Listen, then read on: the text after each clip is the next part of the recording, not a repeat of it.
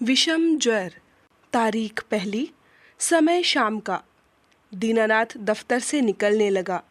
वेतन वाले रजिस्टर पर हस्ताक्षर करते हुए उसकी निगाह 109 के अंकों पर ठहर गई।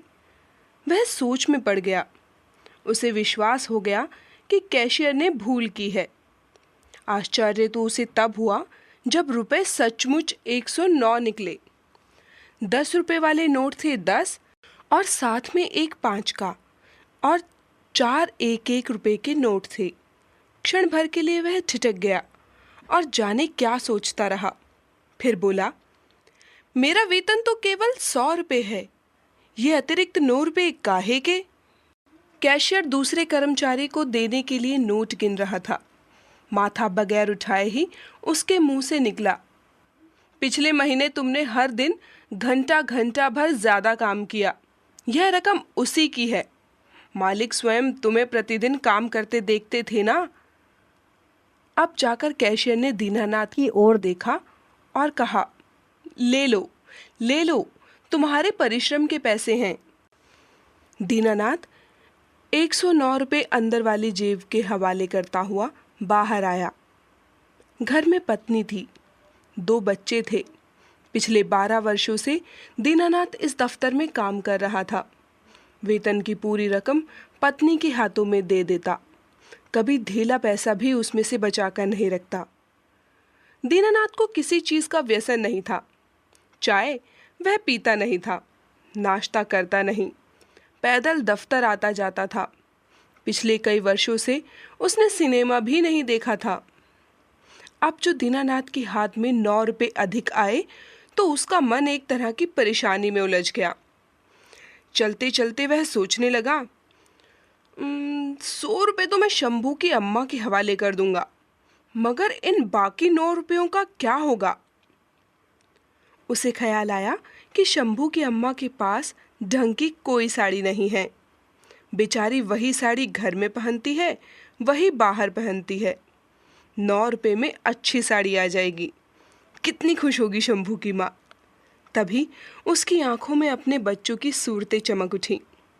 पिछले 6 महीने से वे फिल्म देखने को मचल रहे थे। छोटा छोकरा खिलौने की दुकान से रेल का इंजन मंगवाना चाहता था, लेकिन दीनानाथ बच्चों की मामूली सी इच्छाएं भी पूरी नहीं कर पाया था। छोटा लड़का पड़ोसियों के घर आता जाता और तरह तरह की चीजें देखा था, फिर अपने यहाँ आकर उन चीजों के लिए मचलता। लेकिन इसमें बच्चों का क्या कसूर? दीनानाथ ने सोचा कि सेठ को देखकर क्या उसके मन में कोई लालसा नहीं पनपती? वह भी तो चाहता है कि शंभू की अम्मा अच्छा पहने ओढ़े, अच्छा खाए पिए, बच्चे किलकारियां मारते फिरें, खिलौनों का ढेर लगा रहे उनके लिए। दीनानाथ ने सोचा कि वह आज घर में खाना नहीं खाएगा, पत्नी और बच्चों को साथ लेकर होटल में जा डटेगा और फिर कोई बढ़िया सी फिल्म भी देखी जाएगी। रात भर सभी मिलकर मौज मनाएंगे। इस तरह 9 रुपयों का भरपूर सदुपयोग होगा। हर महीने तो भागे कुलांचे मारेगा नहीं। दीनानाथ ने जेब में हाथ डाला। रकम की थाली तो चेहरे की चमक दोगुनी हो गई। खुशी दबाए नहीं दबती थी, पैर उछलते हुए से चल रहे थे। अचानक दीनानाथ की आंखें फैल गईं। नया विचार उसके दिमाग को झंझना गया। पिछले 10 साल से मैंने एक भी फिल्म नहीं देखी। क्यों भला? बच्चों और उनकी माँ ने तो अभी पिछले ही साल पड़ोसी परिवार के साथ जाकर सिनेमा देखा है। एक मैं हूं कि जिसकी जिंदगी में कोई बदलाव ही नहीं, ना आनंद ना उल्लास।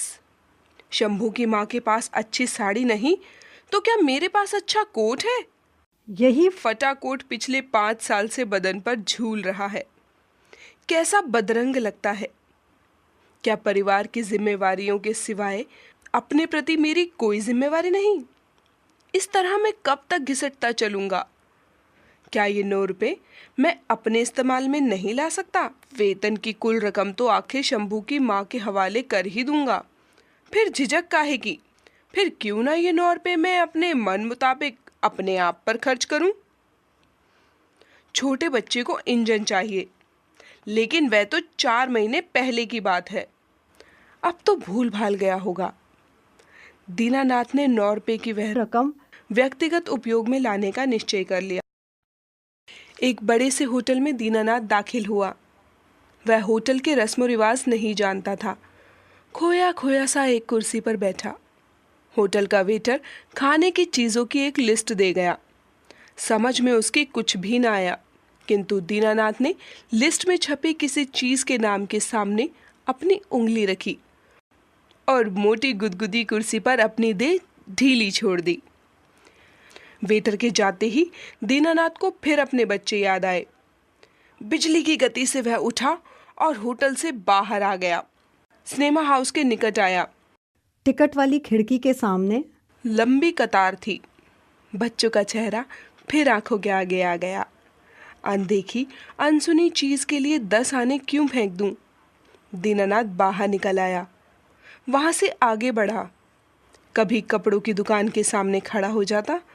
कपड़ों की दुकानें नजरों में चकाचौंध भर देती।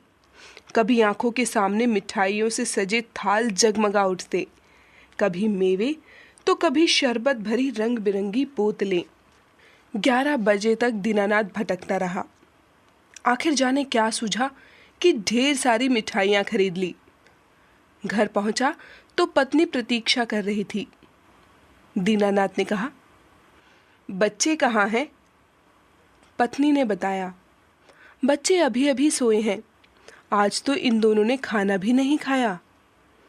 दीनानाथ, जगाओ इन्हें, मैं इनके लिए मिठाइयाँ लाया हूँ। पत्नी ने कहा, नींद क्यों तोड़ें, सुबह खा लेंगे। दीनानाथ, मगर मैं तो मिठाइयों का बंधा बंधाया डोंगा खोल चुका हूँ, तुम्हें थोड़ी सी तो खानी ही पड़ेगी। शंभू की माँ मिठाई खाने लगी। दीनानाथ उसकी ओर देखता रहा। दीनानाथ ने सुबह से अब तक कुछ नहीं खाया था, किंतु उस रात दीनानाथ ने कुछ नहीं खाया। पत्नी ने 2-3 मिठाइयाँ खाई, बाकी सुबह के लिए रख दी। सोने के लिए बिस्तर में जाते हुए दीनानाथ ने कहा, सुनती हो, अब शाम को मैं दफ्तर में कभी नहीं रुकूंगा। सोए हुए बच्चों को दीनानाथ ने झुककर चूम लिया। उन पर आहिस्ते आहिस्ते हाथ फेरता रहा। इसके बाद उसे गहरी नींद आ गई। नींद आनी ही थी। 9 रुपयों की ऊपरी आमदनी का विषम ज्वर उतर चुका था और नब्ज ने अपनी स्वाभाविक गति फिर पकड़ ली थी।